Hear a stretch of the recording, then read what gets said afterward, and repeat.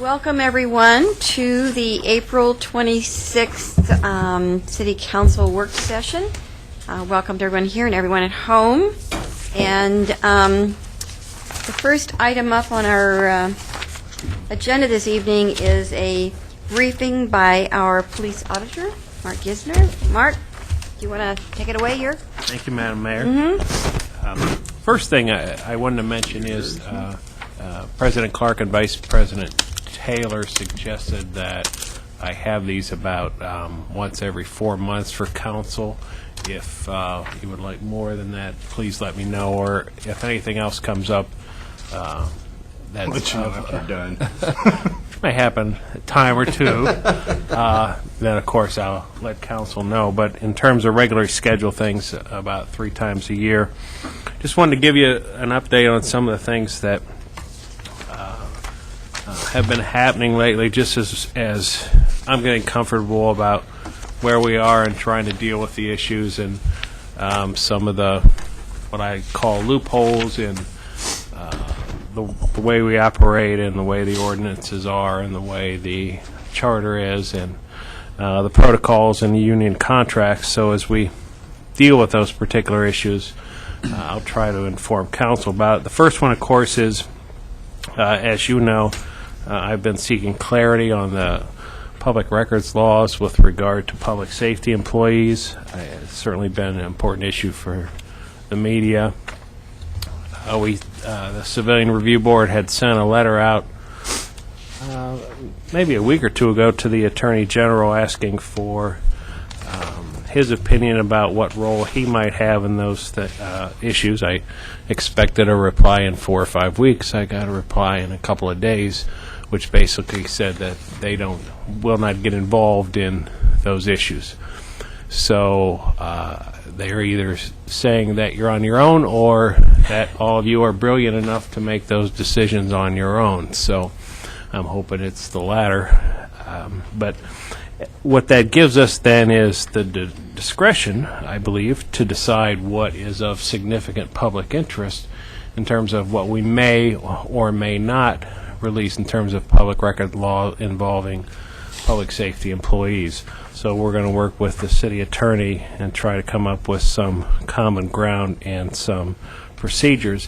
The other person I had dealt with was the district attorney, Mr. Gardner, who if a public record is denied by a public agency here in Eugene, then people can appeal to the district attorney, which they have done, but the district attorney does not proactively, if you will, give you guidelines or restrictions or requirements. So certainly it's an interesting state public records law that apparently gives the authority to the local authorities. And I know that the Attorney General is coming in on May 4th, I think, to talk about it to the public, and I've asked for my 2 minutes, and we'll see what happens with that. So certainly it's something that's important to the public and the media, and we'll try to work something out. The second thing is we continue to work on our annual report. I had hoped to have it ready, actually, well before this, but what we did not have in our office was templates for statistical data. And I think that the statistical data is important when you have a set, if you will, of about 300 cases. And so we're continuing to work on that because basically we have to scrub all those cases.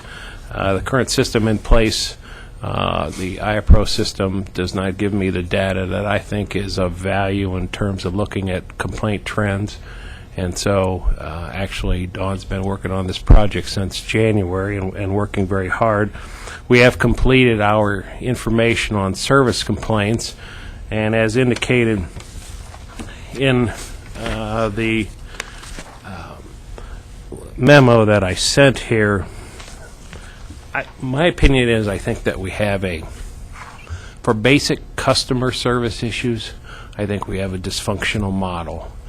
I think when we have 130 of our 255 service complaints, that deal with issues like officer who did not file a report when called to reporting party's home for property damage, reporting party upset about policy on taking phone complaints about gas theft in his neighborhood, complaints about officers doing traffic enforcement on Beltline in the fog, which seems probably to be the best time to do traffic enforcement, since a lot of collisions occur in the fog. Called to inquire about how EPD handles stolen bikes, upset about response time for a dine and dash at Sherry's, a response time of 2 hours. What we give that customer right now is they have to call my office. We have to classify the complaint. We have to enter it into the system. It goes to the police department to review. Then they assign it out to a sergeant who does a memo, who sends it to their supervisors and sends it to me. So there's another 2 or 3 weeks on a basic customer service issue that a person gets a response on. And I'm not talking about even the discourtesy things. I'm just talking about why did it take 2 hours for an officer to respond to the scene here? And then why does it take 3 weeks for us to respond to that question? And so I've talked to the chief about figuring out a way to have a more centralized program for that. Mr. Reese mentioned an ombudsman-type model within the police department to handle these things so that people can get responses in a day or two instead of 2 or 3 weeks. Again, I appreciate the original intent of the design of the program, that people weren't being heard on very serious matters, but I just think, having all the years I've spent in government, that this just seems like a dysfunctional customer service model, and I think that we need to do some repairs with that so that our citizens can get an answer to some of these things in the next day, in a day or two, instead of 2 or 3 weeks. That's one of the things that I've mined from the data, which then all of us, the police administration, then instead of dealing with about 130 of these, we can focus on the more serious issues and then get a more timely response from that.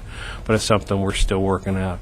Another thing that was important to mention as well was of the 15 use of force allegations, it seems that several of those involve our homeless population or our mental health population or our or a combination thereof, as a result of the I would say almost a majority of them with regard to trespassing, either in the downtown area or in the parks area. Sometimes I suspect, again, we'll have to look at these cases more clearly, that some of these folks actually, in some of the complaints we've got, actually did want to go to jail. But, again, because of the lack of room there, they weren't arrested and they were just cited. But certainly that's one of the issues that seems to be appearing with our data. About 10% are about officers driving, and about 10 or 12% again are sort of how officers deal with people on traffic stops. And so again, I think those are all correctable issues, if you will, and part of the education process. So again, we're working very hard on the data so I can get an annual report out for us. Another thing that I found quite interesting is that our average age of complainant is over 40 years old. From where I'm from, that's a high age. Usually it's 20s, kids that get arrested, things like that. It's 83% male, which again, usually from what I've learned over the years, it's about 55% male, 45% female. We're 83% male. And but the one that's stunning to me is the fact that they're over age 40. That's not normally the type of people who are involved in illegal activities. So we're going to have to look at that a little bit more as well. But again, that might be sort of that offshoot of a lot of folks getting arrested on the trespassing sort of things. Or we have a really old population in the city of Eugene, which kind of is fearful as well. Community outreach, just continue to go to the neighborhood groups, try to educate folks. Actually going to Churchill tonight. Got a steel cage match with the chief, actually. We're both going to be out there. And just trying to talk about what we do and what we're trying to do. The neighborhoods have been very receptive. It's the first time, I think, that... actually, I just found out a couple days ago that we're both invited, so that should be interesting. Our budget... I'm hopeful. Well, it's important for me to be a good steward of tax dollars. I'm hopeful that we'll come in about 8 or 9% under budget. Certainly, I'm hopeful 5% under budget at least. So we're doing the best we can in terms of that. We haven't had to contract out for specialized service.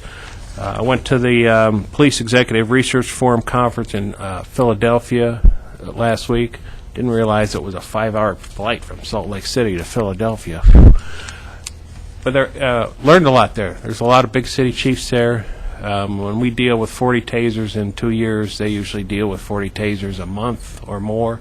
And so to learn from their experiences as just one example, I think was of great value to us. And also, I think of great value was some of the customer skills, customer service skill things that were taught to us.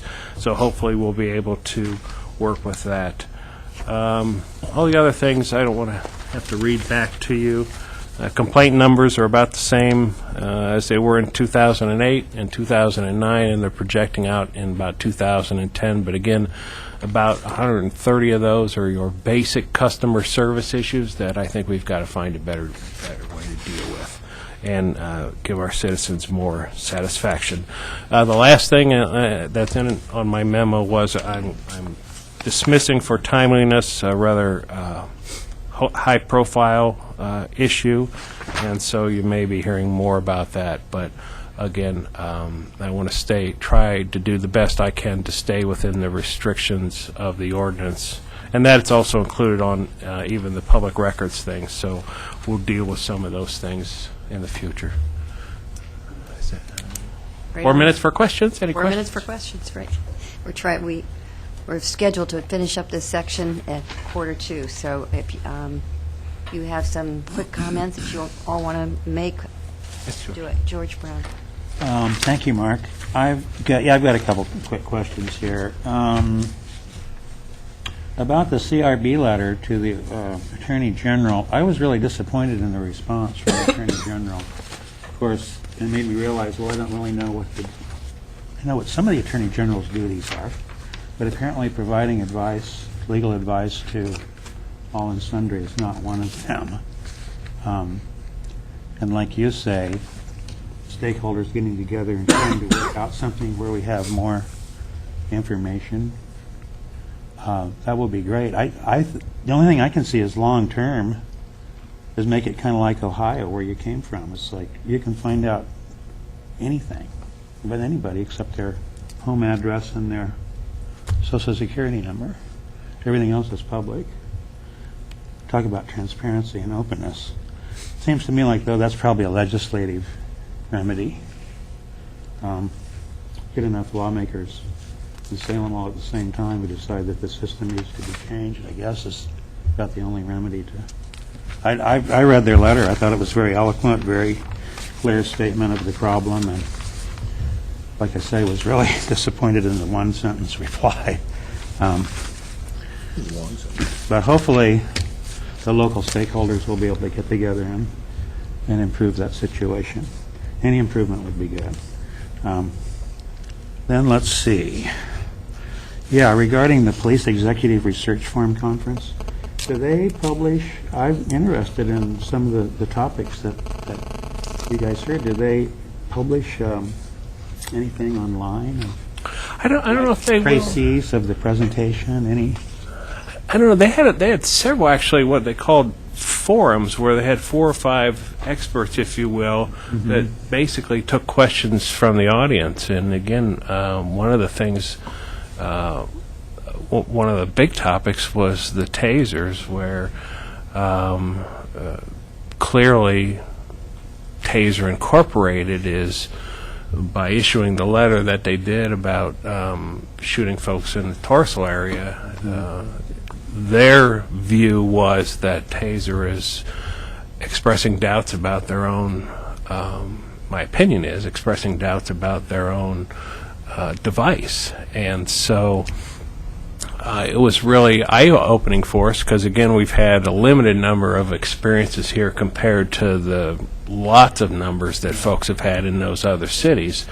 And so it was very interesting for us. The other thing, again, was just the whole customer service aspect. But I'll check to see if there's some publishings of it. I think they recorded, did they not? I don't know if they did. So I'm thinking they are going to issue a CD for it. Yeah. I know that the NACOL conference in Austin, they, the Law Enforcement Oversight National Association, they did some computer things where you could read the kind of a summary of the presentation, which was useful to a degree. Nothing like being there, though. They trimmed down quite a bit. Right. And, yeah, dealing with the folks who buy volume is much better. Okay, thank you. Alan? Related to the same CRB letter to the Attorney General, I was kind of surprised. I thought they were kind of the be-end-all of answers to questions about public records law, but and public information. But so, did you send that letter to the city attorney and ask for a legal opinion from our city attorney? Because that's apparently what the Attorney General kind of punted, said, we're not giving you legal advice.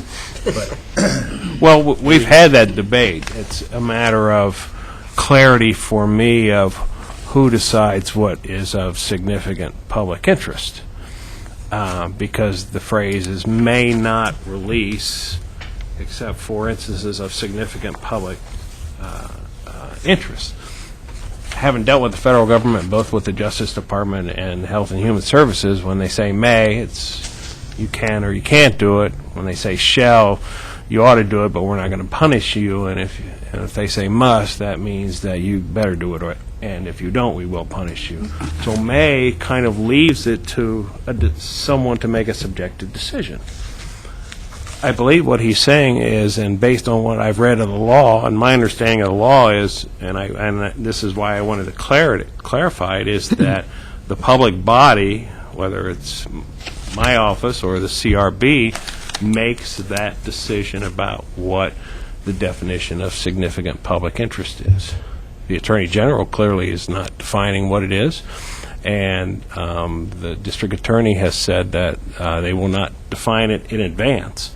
So that leaves it to the governing body to do that, which, again, it's odd for me that a state law, that locals make decisions on that sort of state law, but that's my interpretation of what his letter is saying, is that so the CRB would then decide what would be of significant public interest on a public records request. do you see a role for the city council in that? I believe, well, the way the law is that body is the one that makes that decision, the way the law is written right now. That subjective decision. And so what you as a city council even, I suppose, on things that you have in front of you, if you hold that record, then you would decide if someone makes a request what is of significant public interest. Yeah, except all of our boards and commissions are bodies of this body. Right. So I don't, No, it says very specifically boards, including boards And and commissions. commissions. okay. It's kind of Which is why you wanted clarification. Yes, exactly. It was muddy to me.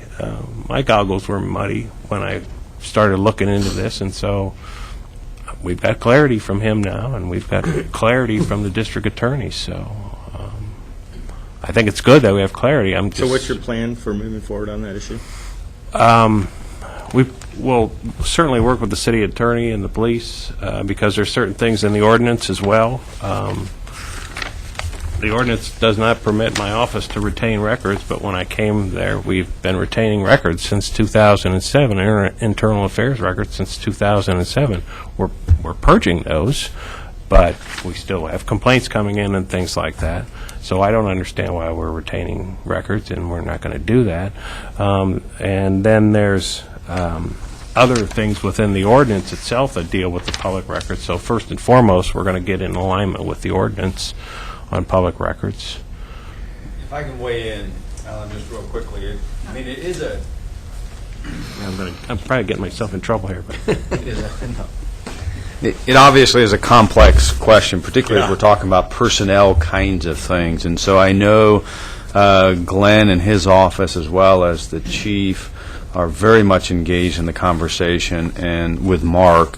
And what we really hope to be able to do is come to a good place where there's common agreement on how records will be treated, what records will be released to who, when, and all those kinds of things. But it is... particularly because it's personnel kinds of stuff, we take that seriously, and so we do want to find a good solution to that. So from our perspective, we'll continue to work with Mark and those other parties to try to come to a good resolution on that. Resolution which everybody can agree to is a good one on this particular. That's our best outcome. Yeah. Then I don't have to see it. nobody will be happy, but something everybody can live with. Right. Yeah. Alan, Yeah, that's it. Thank you. George? Well, I just want to make a point perfectly clear to the viewing public, because there's been some comments made about the letter from the Attorney General, and I'm going to read right straight from the letter, the third sentence. Unfortunately, state law does not permit us to give an opinion or provide legal advice to the Eugene Citizens Review Board. So it's not that they didn't want to, or that they're not willing to, but according to the letter, state law does not permit them to do that. So I just want to make that clear, because there might be some misunderstanding. And then, Mark, you were talking about coming up with a possible ombudsman to handle customer service complaints, which is a majority of the complaints. And when I was in law enforcement, a majority of the complaints I handled as a sergeant were customer service complaints also. Would this require a change to the charter in order to do this? And if so, I'm sure we're going to get an uproar from a certain element of the community saying, well, there they go again. We had almost perfect, and now they're going to start messing with it and changing it. So do you see this as requiring a change of the charter? I don't think so. I think it's just pushing it through the system faster than it's being pushed now. It's operationally it's sluggish, and I could understand any citizen's frustration about something taking 2 or 3 weeks instead, when in fact it should take 2 or 3 days. Well, I think that's a great idea. It's just that I'm concerned about the backlash from doing something different than what was laid out in the charter, and the complaints that we'll get from the public about tinkering around with it. So I don't know if we need to make sure that that's perfectly all right with the charter to do that or not before you go any farther. Yeah, and we certainly ask. I think more importantly, instead of it getting pushed out to any individual sergeant, that there's a coordinating sergeant, if I'm not mistaken, that will be able to get answers to the questions a lot faster than when one goes to this sergeant, one goes to that sergeant. Somebody might be on vacation or somebody might be off on sick. Just, again, a more coordinated effort. Thank you. This has been an issue that I've been concerned about for a long time, and I just think for the public, and actually you get fewer complaints if the system was working. So it's not only how you deal with the complaints you get, but it's that you will get fewer of them if people get the kind of response that they want to get when they are having something happen that they believe they need service from our department over. So it's a circular kind of thing, and building some capacity to just respond and let people know you're dealing with it, and then to be able to deal with it in a timely way seems really important. We're going to wrap this up now. We thank you. If you have other questions, I'm sure Mark would be glad to answer them, and thank you. This was very informative, actually. Thanks for the extra time. Thank you. Okay, we're going to go on to our... I think we just always find out there's another question.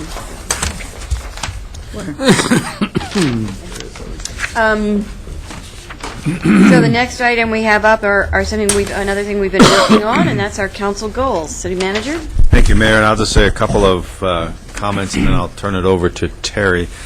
This is just a part of that ongoing conversation, and we're actually hoping tonight to be able to adopt some outcome statements and actually land in a place which then will allow us to really get into the specific measures and strategies, and then launch a sort of the community dashboard around these kinds of things. And part of what Terry will be talking about is suggesting that we have a council committee of 2 or 3 counselors to help us to make sure we're getting the actual measures in the place that you think really has meaning to the community. And so that's what we're wanting to do.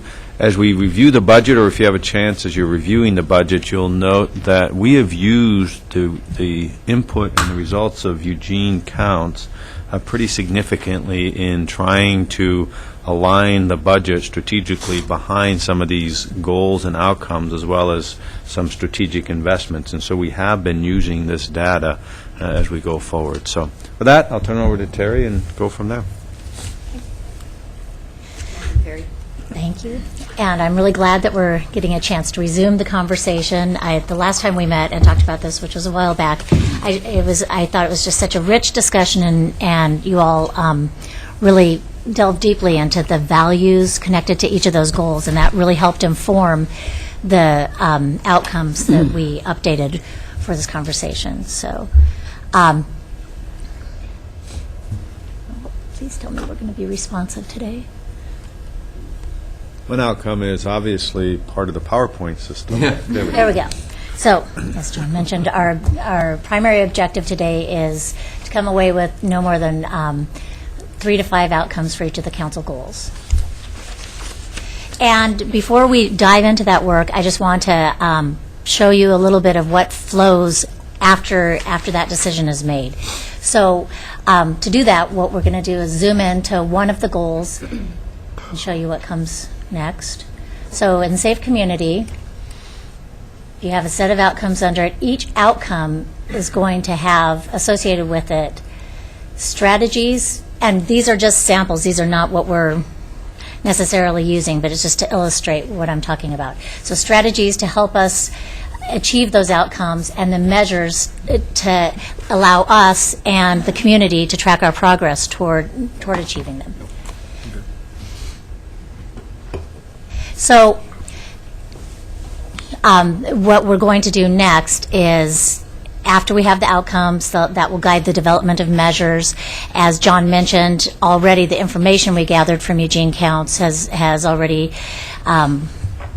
influenced the proposed budget. It will probably be influencing the decisions and discussions you'll be having over the next couple of months.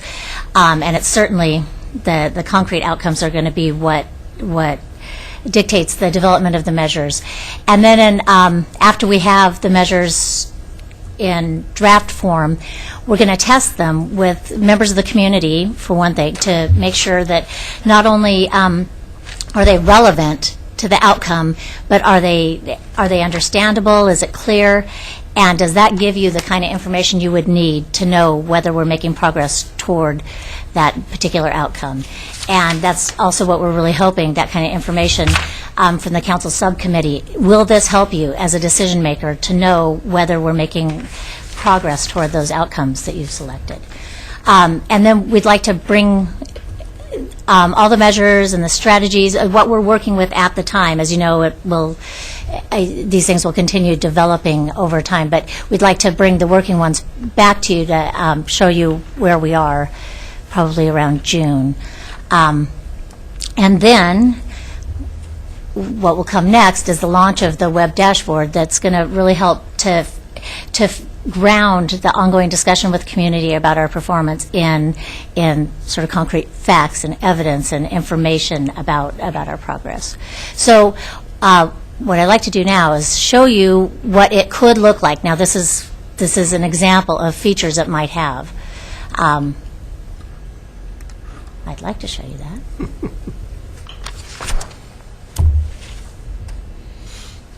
There we go. So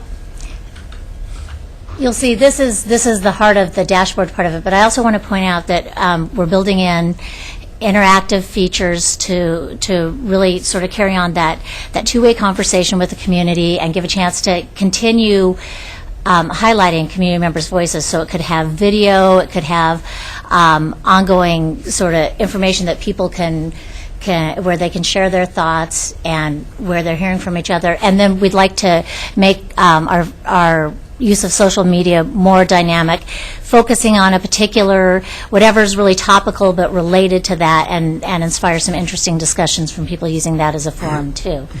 But then back to the sort of heart of it, what we're really hoping this will give us is greater transparency and greater accountability and ease of use and the ability for users to customize the experience of using it to what their own interests are. So as you can see, you can get a quick look at, for each of the goals, what the sort of general status is. So maybe in a couple of them, if they're yellow, you can say our progress is so-so. Maybe here that it's good. We're making really good progress toward those outcomes, and here maybe we have a lot of work to do. Now, like I said, this is just an example. It isn't based on anything, any concrete performance right now. But we just want that first layer to give people that quick overview, and that might be all some people want to know. And then other people maybe are really interested in delving into one goal, and so if they click on that, they can get a really pretty deep look at safe community. So if you can't read the measures, that's because they don't exist yet. They don't exist, but I can tell you how they're doing. This one we're doing really well on. But so people can see, in general, decreased property crime, we're getting a so-so, greater sense of safety, so-so, not doing so well in that, a police presence, and then doing a great job here. And then if they want to know why or dig into it more, they can click on an individual measure and get more detail about what's behind that. Now, say you have a community member who really doesn't care about most of this, but cares a lot about one of the outcomes. We don't want them to have to wade through a whole bunch of information to get to the part that they're most interested in. We want to be able to have them customize this for what's meaningful to them. So they can click, for example, on decreased property crime, and they can get a lot of information. You can get narrative about what's happening in this area of interest for them, and strategies we might be using. They can look at a variety of measures, some of them closer to real time, maybe some of them trends over time. We'd like to have a healthy balance of types of measures and try to do it in a way that gives people information where they have the greatest interest. And then once again, for customizability, if there are people who have a really deep interest in one of the measures, we'll allow them to drill down to greater information. Because as you know, the way we have traditionally given performance information, it's kind of one size fits all in the budget document and kind of overwhelming, not so easy for people to get what they need. And what we're trying to do is make it easier for people to get information closely tied to what they've told us matters most to them in the community. So this is what we're working toward.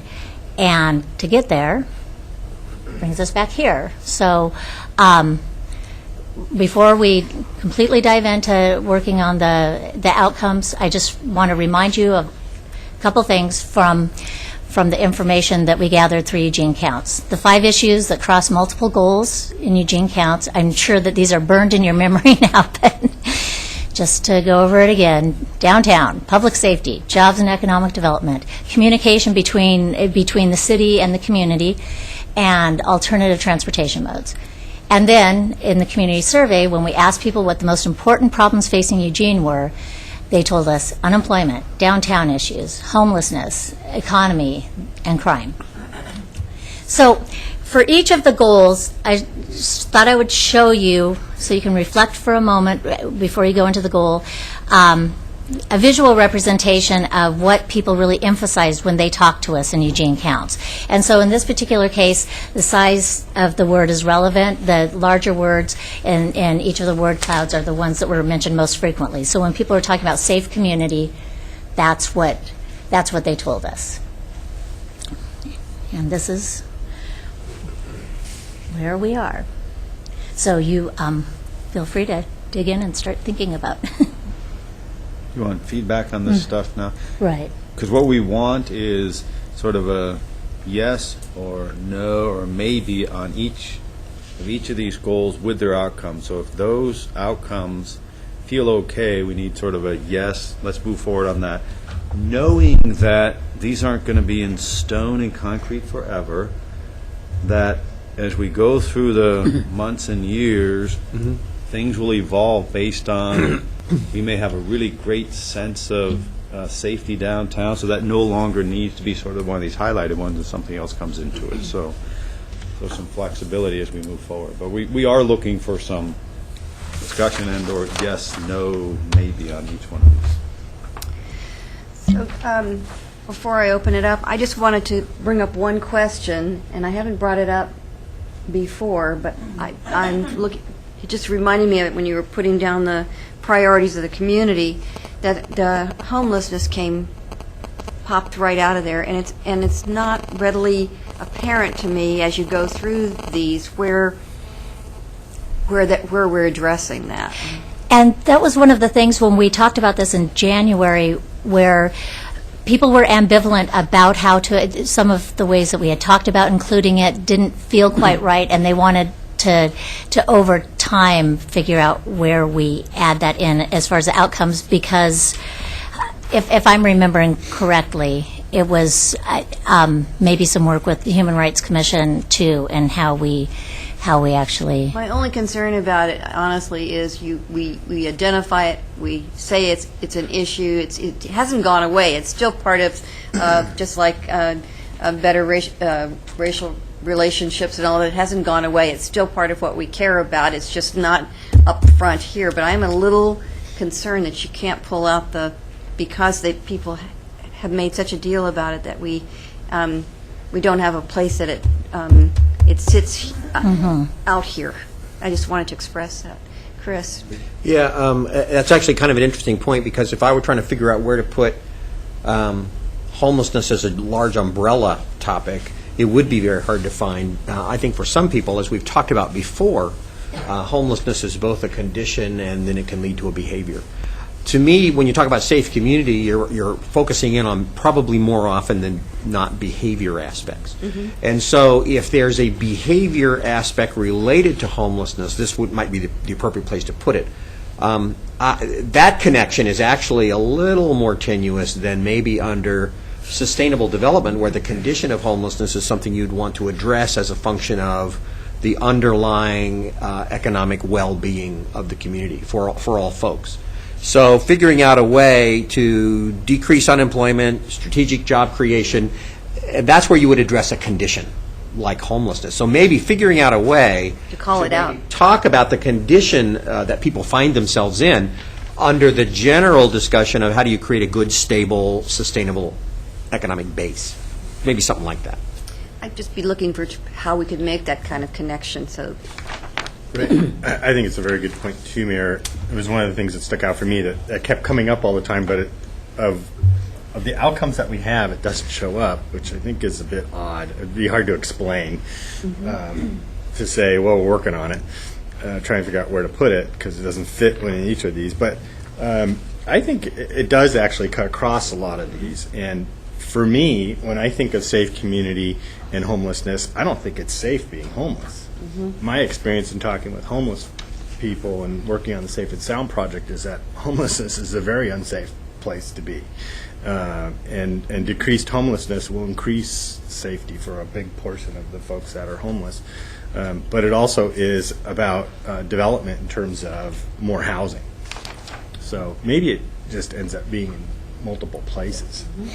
Could it, I like the condition and the behavior. The behavior, if it's one of the strategies around some of the safe community could help deal with the behavior, so that's less of an outcome, but the safety of being homeless could be a part of that greater sense of safety, but the condition, maybe if we think about what is an outcome, maybe there's another bullet point under sustainable development that talks about the condition of homelessness and what's the outcome that we want to achieve there, that has then there's a specific bulleted outcome that deals with the condition piece, but the safety aspect may be a strategy under one of these. Does that make sense? To and the from, safety Right. to the community as well as from. Right. Yeah. Because we don't so want maybe to there's imply a- that homelessness is a safety issue, because when you talk to the chief, I Right. was talking to him yesterday or day before, most of our issues around behavior issues around alcohol and drugs. Right, Right. Not around exactly. homelessness. Not around being homeless. And sometimes they're the victims. Mike? Yeah, I thought the manager summed that up pretty well about how some of the strategy pieces may kind of flesh this out a little bit more as we move forward in those two different kinds of classifications of the issue. And the reason I like that is because my recollection is that there was a great deal of mention of homelessness in the public engagement process. But I recall that being very separated in terms of how people talked about it. Some people talked about it as something the city should, and I, for whatever reason, it sticks in my mind 11%, but there was a smaller number. But speaking about it as a condition that we should help address or ameliorate, as opposed to a number of people who had put that down as a way of expressing behaviors that they'd like to see us doing a better job to stop from the public safety perspective. So I think you captured that really well. Good. What'd you say? That's what My suggestion was when we get to the sustainable development that we think about putting an additional bulleted Right. outcome that talks about the condition part of homelessness, and that the safety piece is a strategy that comes out from this, maybe. Sounds Or the fun. behavior I thought side. they were both strategies from what I heard you say, but I'm not sure I would call it out as something that large to put on under sustainable development. But As an outcome. From my So that might be, when we get to there, you can think. And just because it's on our later agenda this evening, I think we've got a huge integrated plan with Springfield and Eugene and the county have just put together that we're going to be talking about tonight that probably has things in it that can be applied to this. Many connected Part of those dots. strategies. Yeah. So anybody have anything else you want to say about this particular one? Okay, let's move on. Starting point. I think that's a thumbs up. Okay, so in sustainable development,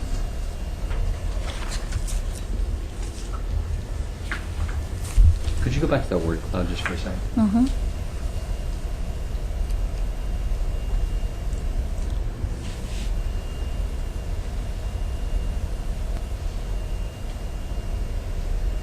Yeah, it's an upside-down sailing ship. I love word cloud. Thank you.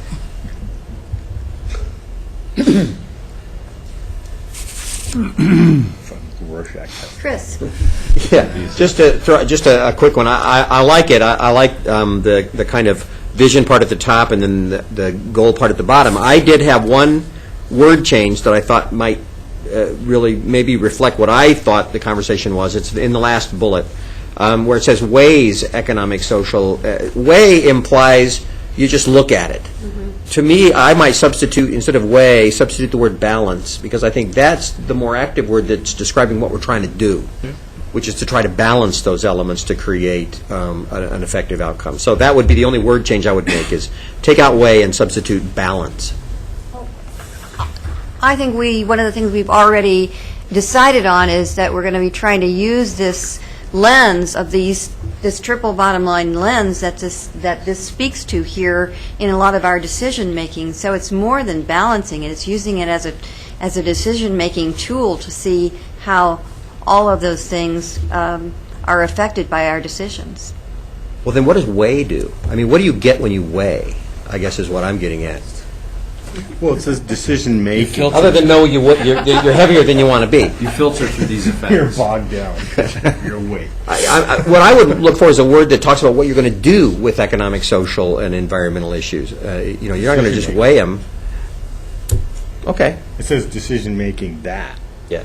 Well, this isn't going to be something I'm going to want to get worked up over. So if everybody feels weigh is a better word that reflects what they're looking for, then that's fine. That's okay. put decision-making that uses, I don't want to start getting into wordsmithing, so if everybody's okay with the way, we'll leave the way. all right? Anybody else? Balanced decision-making ways. Betty? Yeah, the first would increase downtown development. I don't see that that comes under sustainable development. It's just, the way it's put, it could be any kind of development. I think that would be, you would balance that against that fourth bullet, for example. And so downtown development balances against there, it probably balances against the third bullet, and it balances against other things that have gone on, strategies like a regional economic development plan that talks about types of development that maybe we're more interested in. So that's where I think some of that might balance against that. But the thing that prompted for me is sort of the same thing, but then I said, what kind of development does that mean? And the first thing I would go to would be the strategies, and the strategies would define what that meant for me. And so, but we don't have the strategies nailed So down it yet. clearly does not mean just anything.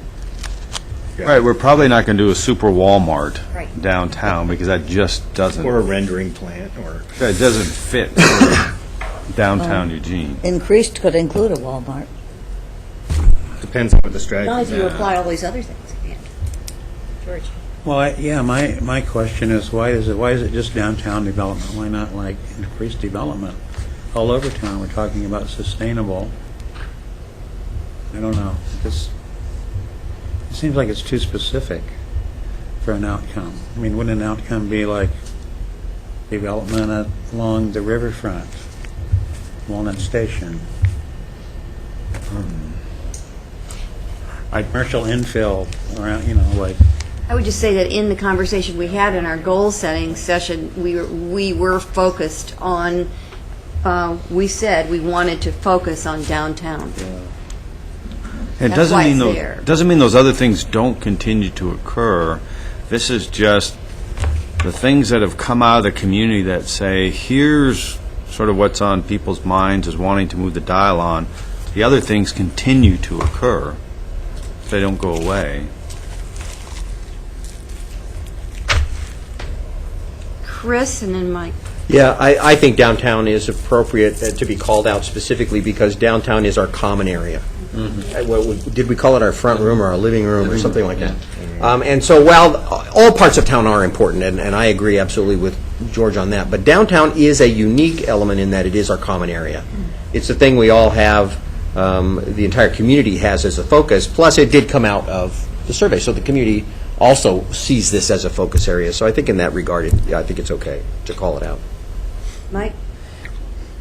I'm perfectly happy with everything that's written there. The second one gets a bit narrow for me when you're talking just about the job creation portions of the work that we've done through the Joint Elected's Regional Economic Development Strategy stuff. I think there's actually some broader things that should apply here.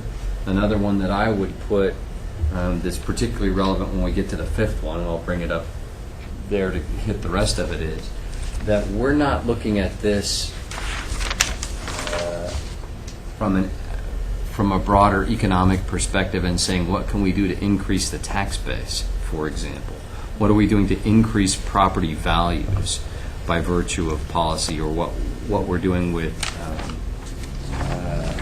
how the work with ECLA and Envision Eugene will affect regional and specifically Eugene property values, because, and again, we'll get to it with the last piece, but I think that's the only way we do a good job of affording the things we want to do on an ongoing basis, is to have a richer property value as a tax base. So I'm kind of disappointed that we don't address that with the economic development piece.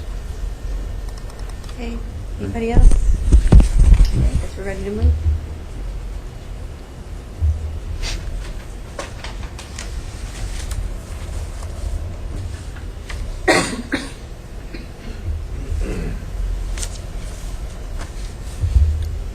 Mayor?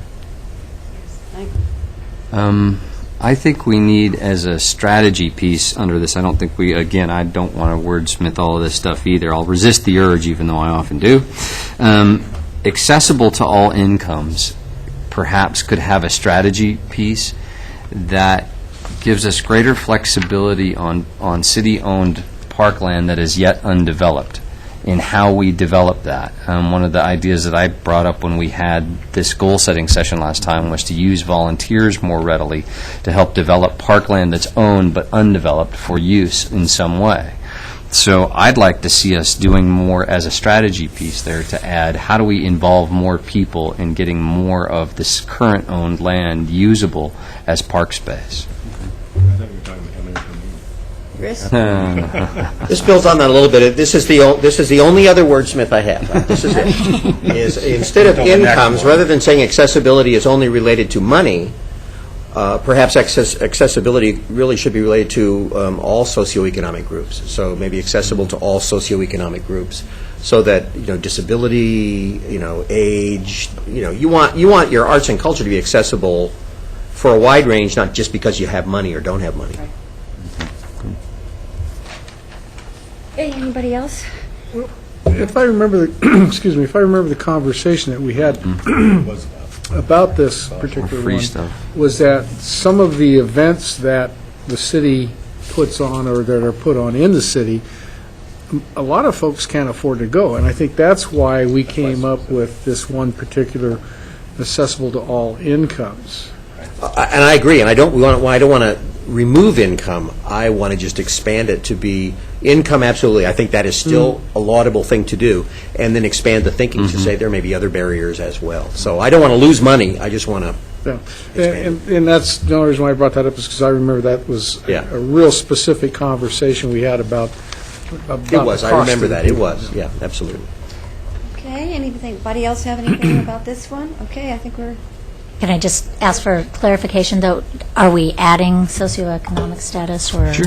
I was just changing incomes to socioeconomic Okay. groups. Yeah. All right. Well, wait a minute. Are you changing that? Accessible to all socioeconomic groups, if that's acceptable to everybody else. How's that different? How's it different? Socio doesn't necessarily mean money. Income says you're basing your accessibility on whether or not you have the money to afford it. Socio means there may be a condition of age, disability, any number of factors that could limit accessibility, including income. Well, the only problem I have with that, Chris, is that I thought the target on this one was most Income. specifically Financial. about Income. trying to do something in these tough times to ensure that people had access to our cultural events. Okay, if we want to limit it to just income, that's okay. I just wanted to bring it up because I thought it might be an opportunity to How about expand the both? thinking. So, Income and socioeconomic groups? well, if That's kind of saying the same thing. if it's not if it's a burning issue, otherwise I'm not sensing much support, so I think I'll just leave it the way it is. leave it the way it is. All right, so we're moving on. So much for that. I'm two for two. But thanks for your input. Yeah, thanks for your input. I also want to say, because we're having this conversation in front of people throughout the city, that doesn't mean that we don't care about all those other things. It simply means that that the focus in our conversation is to pay special attention to access to the things that we Affordability. have in our community for people who don't have a lot of means right now. Okay. I suggest we let Chris go first on the next one and get his comments out of the way. No, that was it. I'm done. See, that was it. I'm 2 for 2. I'm finished. Okay. Well, speaking of that, here we are.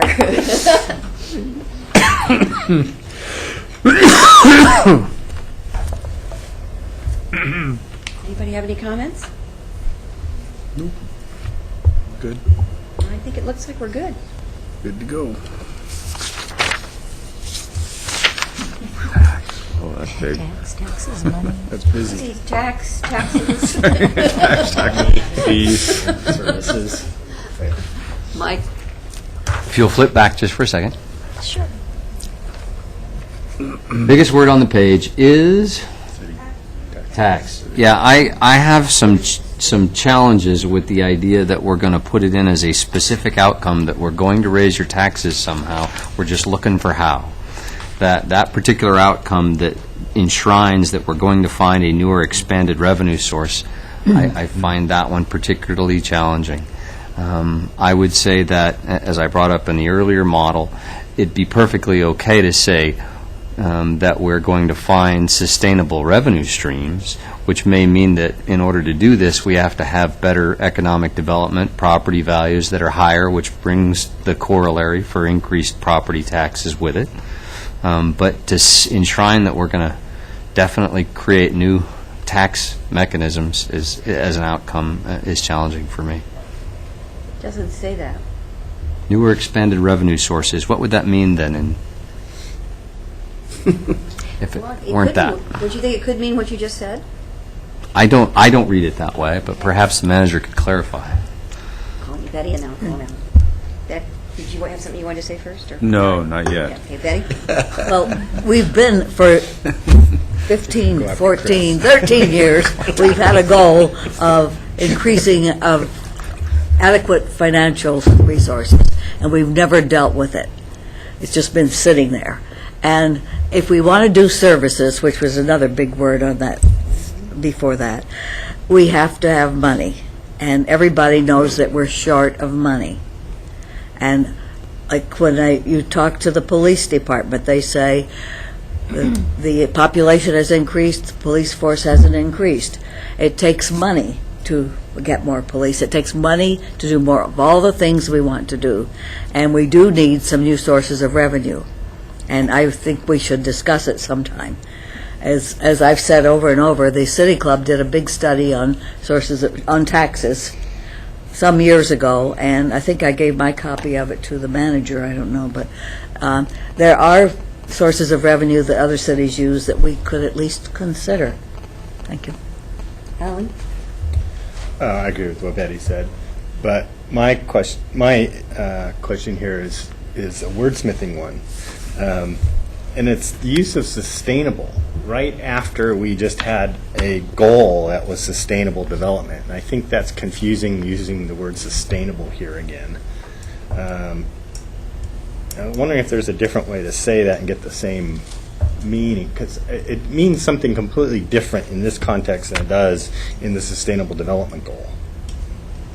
And I'm wondering if we're not going to make that more confusing than we need to. That was my only wordsmithing one. Yeah, and see, I like sustainable. I like it too. I'm just wondering if it makes it confusing. I don't think so. And If again, we clarify it in the strategy. I don't think it does. going back to the original discussion that we had at the session, the same conversation came up. Yeah, no, I'm bringing it up again. And, granted, With just about the same result. granted, there is the same word, but there's two different definitions for it, and I think it's not confusing, I think, as you're interpreting it to be. I think a sustainable budget means something completely different than sustainable development. I mean, just plain and simple. Other comments? Just on the budget side, at least internally, we use sustainable budget as in our conversation about what we're trying to accomplish with our budget, and so it's, but of course, this is for an outside audience also, so I appreciate Welcome to that. the club. Apparently you have your own jackets. You should see our handshake. Yes.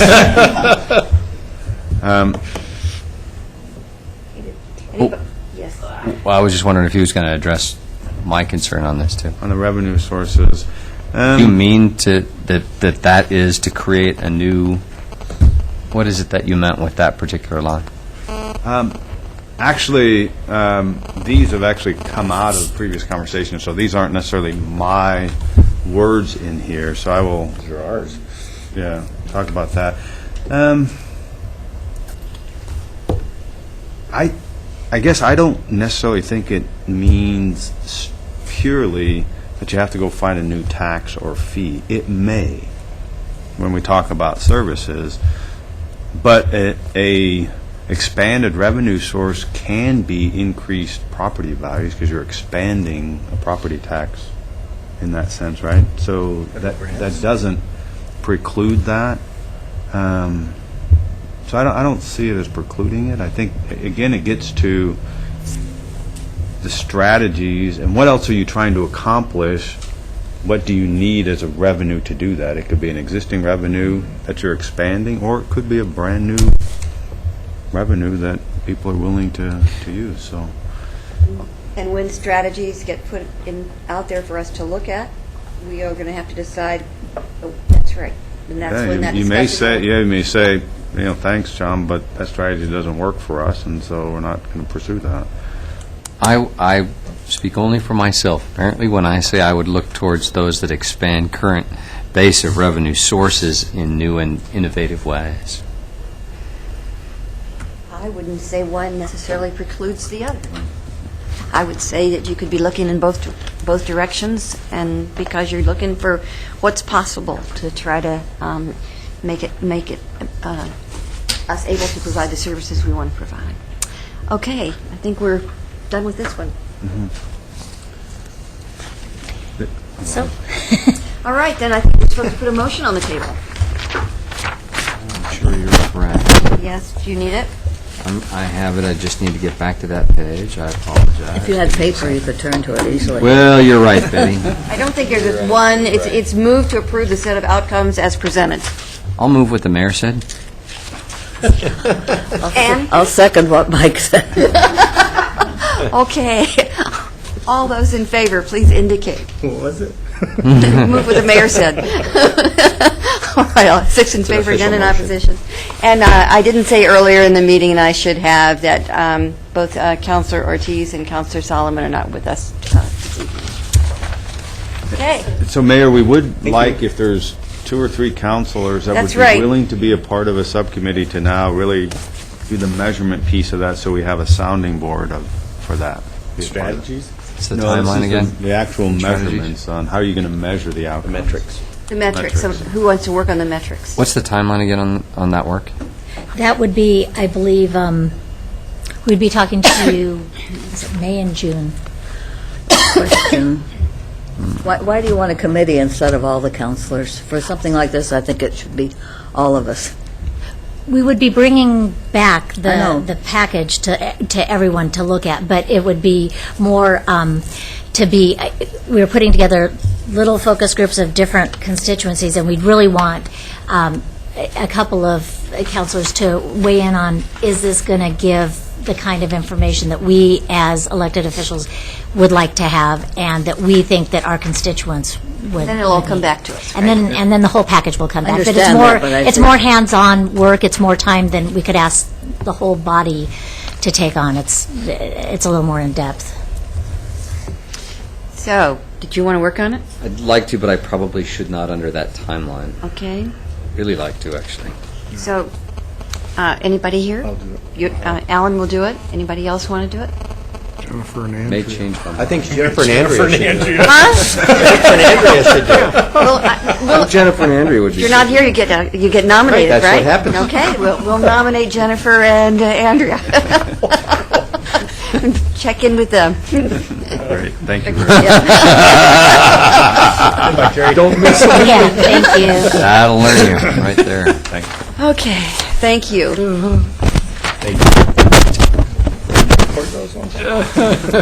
I just close that out, Terry, by saying that was fairly painless. That must be because you've been doing a Well done. great job with it, so thank you. Okay, third item of the evening is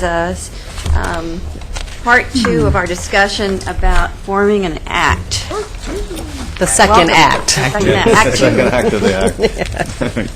Take it away. All right, good evening. For the record, Brenda Wilson, Intergovernmental Relations Manager. So just a brief recap of the information that I provided to you at the last work session. As you know, the 2009 legislature directed the Lane Board of Commissioners to form an Area Commission on Transportation under Senate Bill 944. They undertook that by putting together 3 basic steps that they would go through. And the first was to identify stakeholders. The second was to come up with a proposed charter for the creation of the act and to actually adopt that proposed charter. Senate Bill 944 also directs the Board of Commissioners to comply with the policy that is adopted by the Oregon Transportation Commission, the OTC, the policy on the creation and operation of acts. And part of that is that the stakeholders get together, they develop a charter, and then it is circulated for some sort of showing of support. The Board of Commissioners have determined that that is a formal showing of support, and that is where we are in the process right now. So, the forum that was put together to develop the proposed charter to be presented to the Board of Commissioners met 4 times since the beginning of the year. Each of those meetings was about 4 hours long. And then there were 3 additional meetings where a subcommittee met to sort of hammer out the language that was discussed at one of the 4-hour meetings. The last meeting of the forum, the FACT LC, was April 14th, at which point they came together and all agreed on the proposed bylaws that were provided to you in your packet. So the process that everyone is in now is taking this back to their various councils and boards and getting some sort of showing of support. So far, only the city of Lowell has accomplished that. I do believe we are the second one to have a formal discussion. The city of Lowell adopted the bylaws on a 5-0 vote, actually adopted a resolution that is predicated on the bylaws not changing at all. The Board of Commissioners will take this up tomorrow at their commission meeting to hear a preliminary report from their consultant as to how the formation is going and to also extend the timeline for the FACT LC members to take these to their relative bodies. So, we'll go over this very briefly. There are a couple of things in here that are just obvious, and then we'll discuss some of the other things. So the proposed bylaws, which will be presented to the Board of Commissioners for adoption, and then must be presented to the Oregon Transportation Commission and probably the legislature too, by October 31st. But an act must be formed by at least the 30th of September. So the bylaws basically state that the Lane Act, or the LACT, and that is a name that the FACT LC came up with, reiterates that the Act is an advisory body, that they have no legal, policy, regulatory, administrative, or funding authority. They are an advisory body to the Oregon Transportation Commission. What their mission is, which is basically to provide a forum to discuss transportation issues in our region, to prioritize certain funding mechanisms, project lists such as the STIP and other special funding processes like Connect Oregon, and to review and monitor the area's transportation system and to communicate, coordinate, and collaborate with other stakeholder groups like ACTs from other areas, the MPO, other transportation bodies, the OTC, that sort of thing. So again, goes over the authority. Again, it's an advisory body. And then we come to the topic of most of those 4-hour meetings, and that was the voting membership, the non-voting membership, and the conflict resolution process.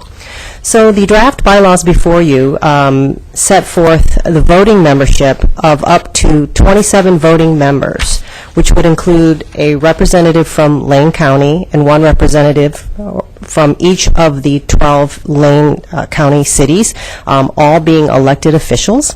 3 additional members, 1 from the tribes of Coos, Lower Umpqua, and Siuslaw Indians, the Port of Siuslaw, and Lane Transit District. Can be an appointed or an elected official. someone from the Central Lane MPO, someone from both the Lane County Roads Advisory Committee and the Central Lane MPO Citizen Advisory Committee, a person to be appointed by the Lane Board of Commissioners to represent Highway 126 East, outside of Springfield, since there is no incorporated city out there, and up to 6 citizens from the private sector that represent various interests. And those various interests, there is a laundry list of them. It is not exclusive, and the idea is that the Act, once it's formed, will decide which of these up to 6 citizen private sector voting members would be included, and of course the ODOT Lane Area Manager, which is required for all acts. Alternates are also appointed, should be appointed, because there is a provision in the bylaws for what happens if you miss 3 meetings. So an alternate is good, and alternates do not have to be appointed or elected officials. There was a provision that was added per Councilor Polling's comments last time that in some of these cases there could be multiple representation. So a provision was inserted so that the Highway 126 East or one of the up to 6 citizen members would not be a voting member representing one of the other jurisdictions or entities that was also a voting member. The terms for the citizen members and the Highway 126 is up to 2 years, 2-year terms. They may be reappointed. Everyone else stays on as long as their jurisdiction determines. If a voting member fails to participate in 3 consecutive meetings or they fail to send an alternate, they're basically eliminated from the act, and their right to vote is canceled until the jurisdiction finds someone else to take their place.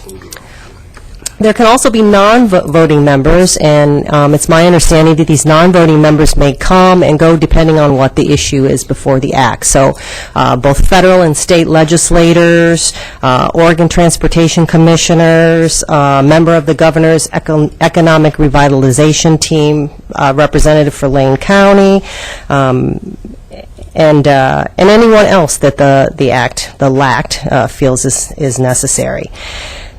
So that is the voting membership that is proposed by the FACT LC. Decision-making, there was a lot of discussion on decision-making as well, and that's also required under the policy for the formation and operation of an act.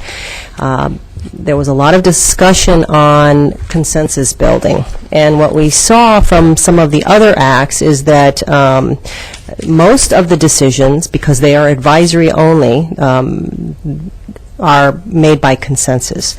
So there is rarely an occasion where some of the other acts have even taken to anything to a vote. As a matter of fact, there's one act that's never even had a vote. They've done everything on consensus. So in this particular one, the decision-making would be a quorum. So right now, we don't know how many people will be on the act. It's up to 27.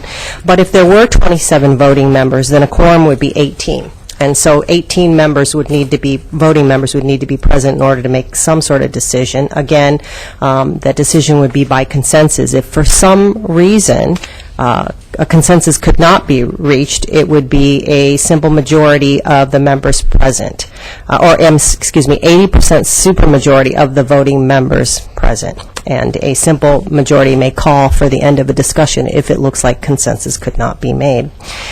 Otherwise, the rest of the bylaws discuss the nomination of a chair and a vice chair, different ambassadors that may go to different meetings, subcommittees that may be formed, the fact that they need to develop a work plan, when the meetings will occur, how they will get public involvement, coordination with the Central Lane MPO and other bodies, and how amendments to the draft bylaws will be handled. Again, a supermajority vote with the idea that let's get together, form the act, see how it works, and if some tweaking needs to be done, the act can come back and do that.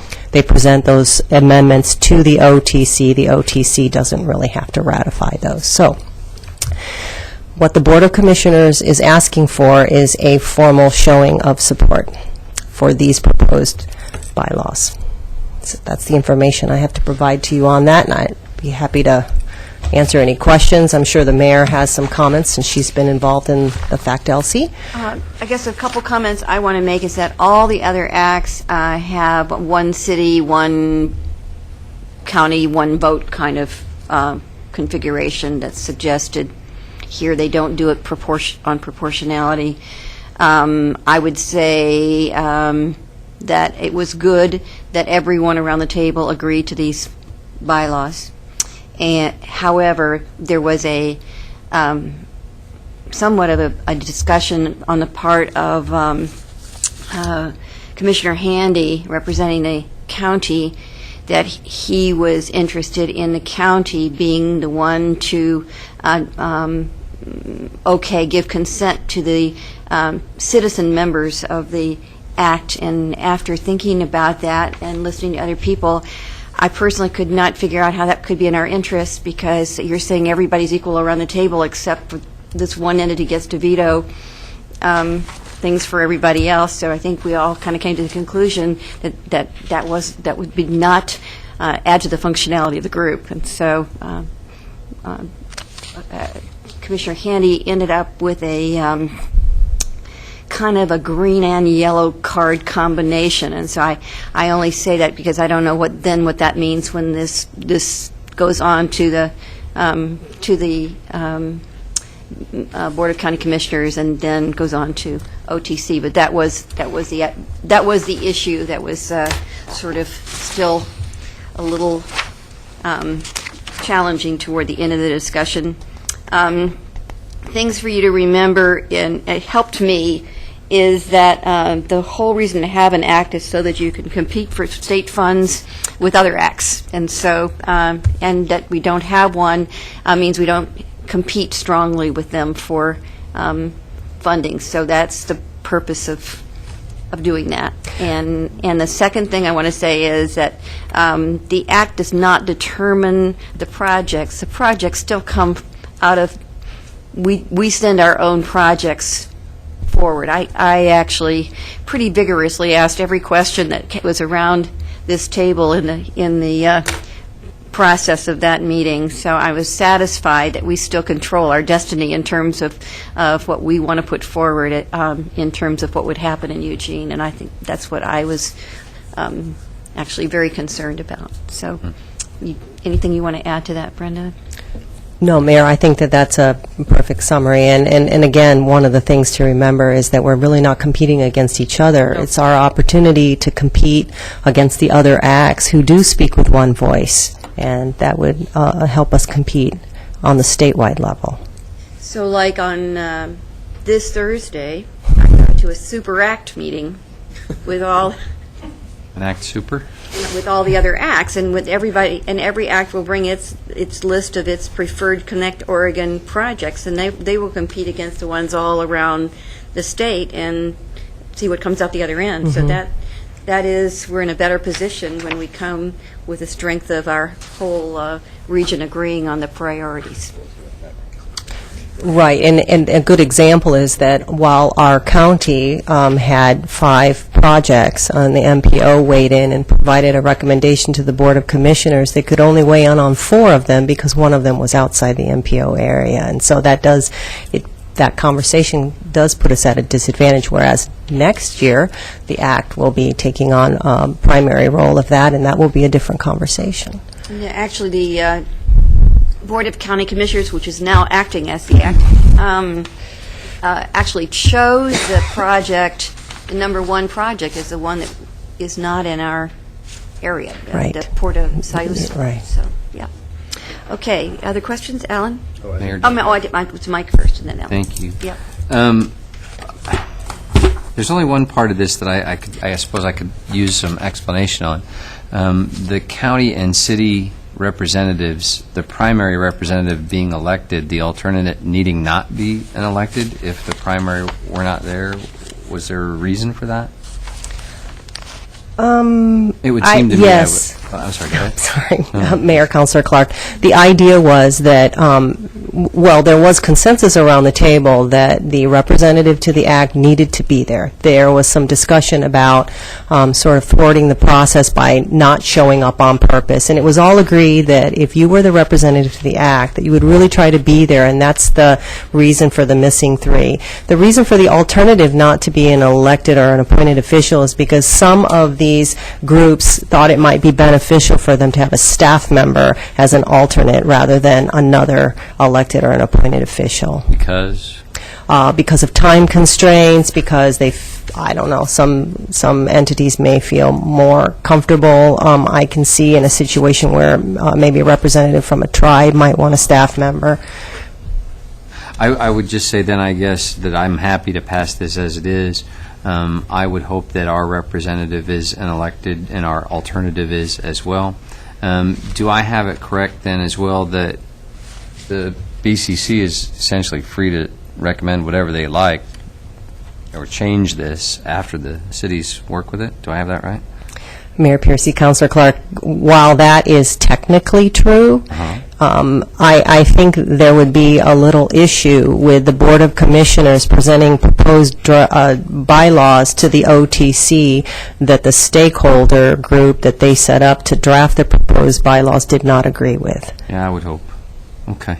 Let me just add to that, that there was actually a lot of clarity in the room that if anything changes in this at all, they want it to come back to this stakeholder group because their votes are contingent on it being just as it left the room. If it's all right, I may add a couple words to the motion to help clarify that as well. Anybody else have any concerns? Alan? So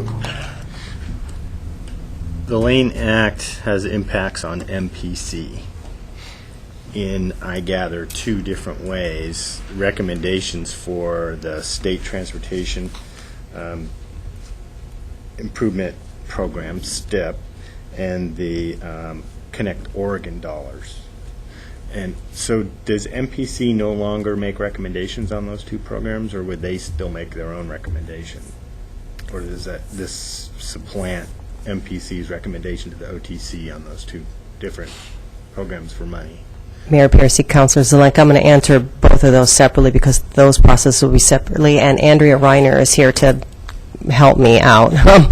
I'm going to address Connect Oregon. The Connect Oregon rules and the statute under state law direct that the acts are the ones that provide those recommendations to the OTC, and that it is the act representatives that go to their regions to develop a regional prioritization. However, acts, and even in these bylaws, direct the act to work in coordination and collaboration with the MPC and the MPO to determine what the regional transportation priorities are. It's my understanding that other acts around the state do work with their MPC to come up with a prioritization list for Connect Oregon. Again, I would imagine we'll run into the same problem where the MPC won't be able to address or prioritize all of the Connect Oregon projects because they fall outside of the MPO area, whereas the Act will be able to address it.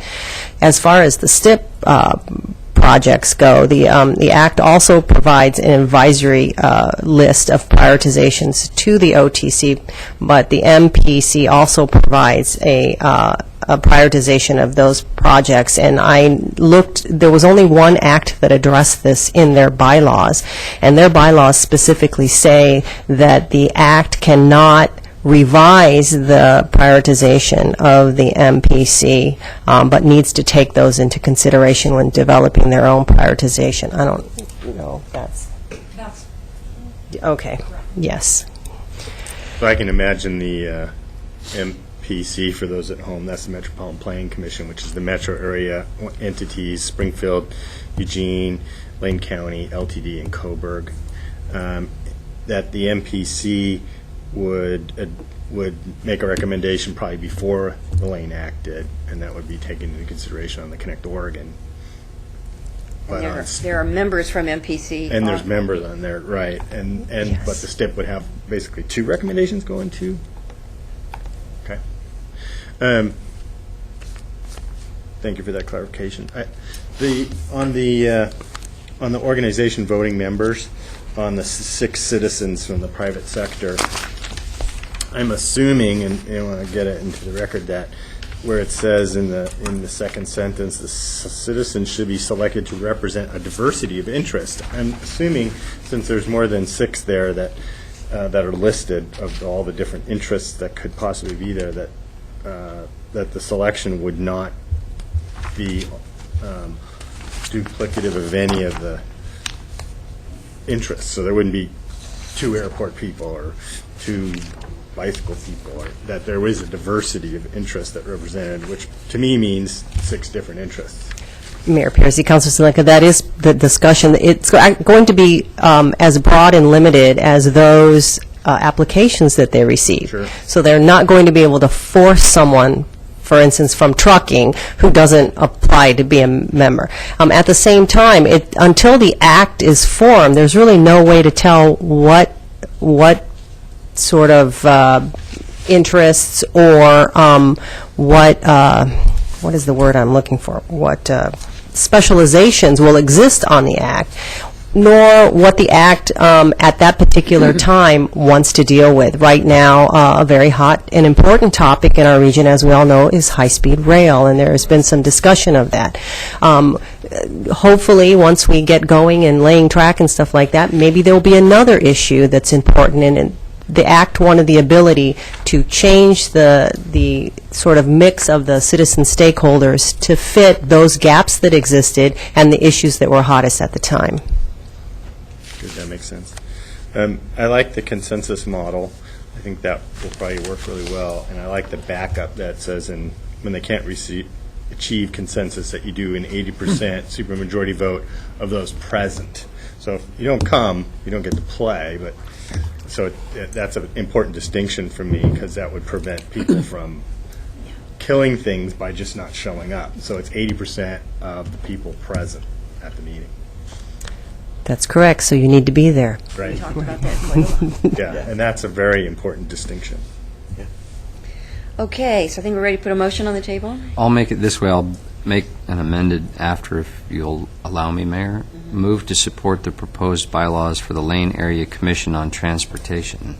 Second. Moved and seconded. My amendment would be to add the words "as written" at the end to preclude the opportunity to alter it after the fact, as our clear intent.